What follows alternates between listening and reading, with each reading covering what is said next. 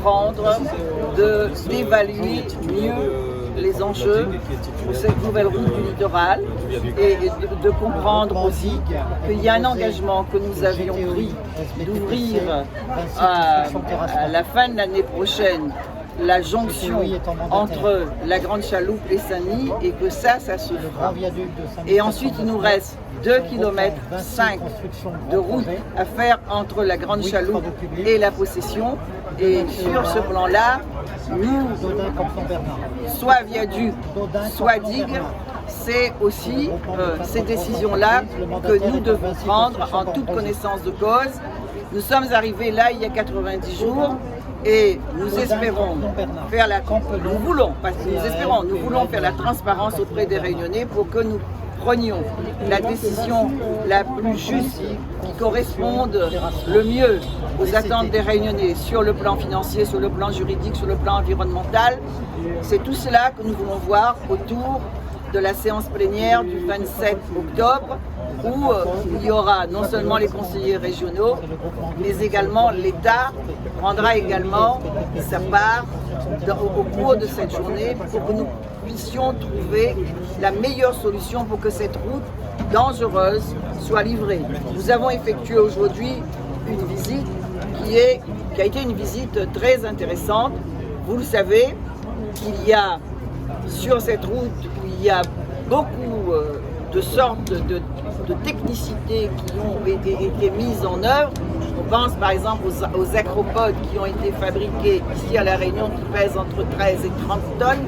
Et ces acropodes, certains d'entre eux, il y a 23 000 tout le long de cette route. Et ces acropodes, certains sont défectueux, 775.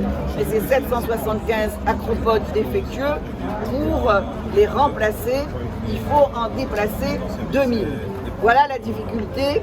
On aurait ouvert plus tôt, mais comme les acropodes sont disséminés tout au long de ce viaduc, nous sommes obligés, pour sécuriser le plus cette ouverture, eh bien, il faut déplacer les acropodes pour pouvoir ouvrir la jonction de la Grande Chaloupe. Vous avez vu, il y a déjà des ouvrages il y a déjà des caméras qui sont déjà placées, donc c'est une belle préparation à l'ouverture de cette jonction Grande Chaloupe vers Saint-Denis.